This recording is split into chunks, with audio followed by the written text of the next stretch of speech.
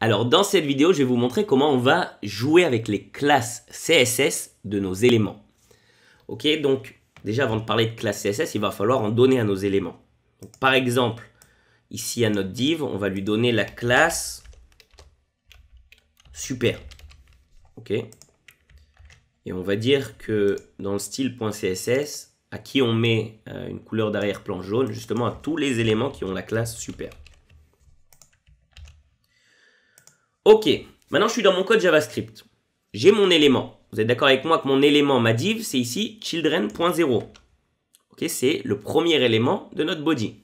Je reviens sur notre index.html. Ici, on a notre body. Le premier élément, c'est notre div. Imaginons qu'on veuille connaître quelle classe CSS cet élément possède. Ok, quelles sont les classes CSS qu'on lui a données? Comment on va faire ça? Eh bien, on va tout simplement utiliser la propriété classList. ClassList. La liste des classes. Parce que je vous rappelle qu'un élément, il peut avoir plusieurs classes CSS. Donc déjà, pour vous montrer ce que ça donne, on va l'afficher ça directement ici. Attention, 1, 2, boum. Alors, c'est quoi? Qu'est-ce qu'on a obtenu? Ici, on a obtenu un array avec une seule valeur, la valeur super. Ok. Imaginons, juste pour vous montrer, on avait une autre classe CSS qu'on appelle highlight par exemple. Si je rafraîchis mon code, et ben maintenant j'ai un array avec deux éléments, et super et highlight. Ok, j'ai toute la...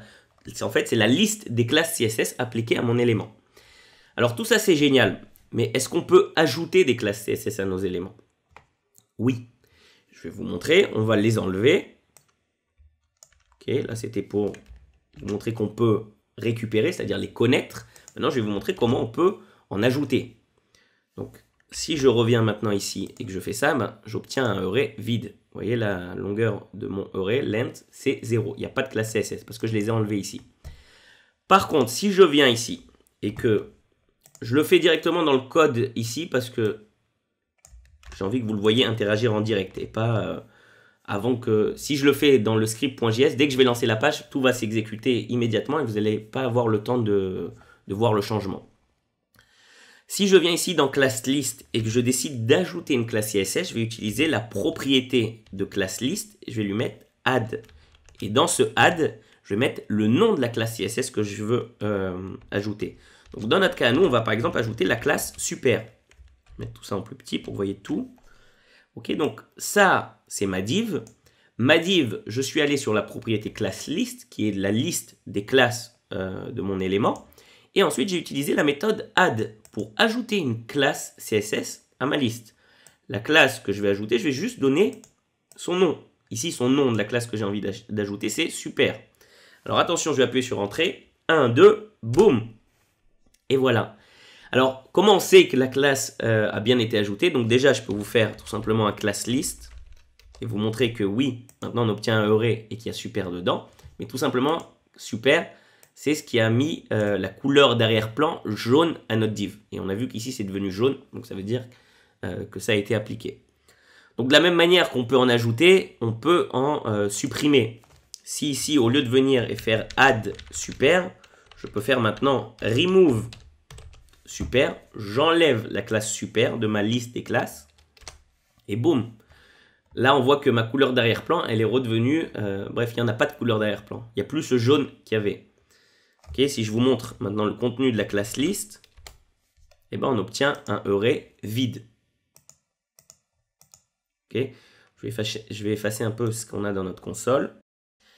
Qu'est-ce que je voulais dire encore sur les classes CSS? Ah oui, que vous voyez une autre. Alors là, on a montré comment on peut l'ajouter ou comment on peut la supprimer. Des fois, on ne sait pas ce qu'on veut faire.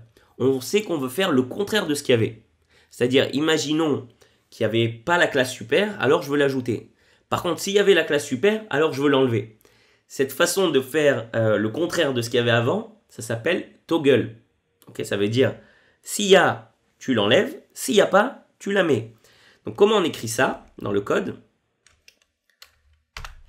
Si je veux toggler, ok, ça c'est un mot que j'ai inventé, mais vous comprenez l'idée, c'est-à-dire que je veux changer, si elle n'y était pas, je la mets, si elle n'y est pas, si elle n'y est pas, je la mets, si elle y est, je la mets, je l'enlève. Donc je vais faire utiliser la méthode toggle avec la classe super. Je vais vous montrer ce que ça donne, tout simplement. Voilà. Comme elle n'y était pas, et ben maintenant, ça l'a mise. Par contre, si j'utilise la même commande ici, vous voyez, document, body, children 0, class list, encore une fois, toggle super, vous êtes prêts? Comme maintenant elle y est, 1, 2, boum, ça me l'a enlevé. Voilà, c'est tout ce que je voulais dire dans cette vidéo sur les classes CSS.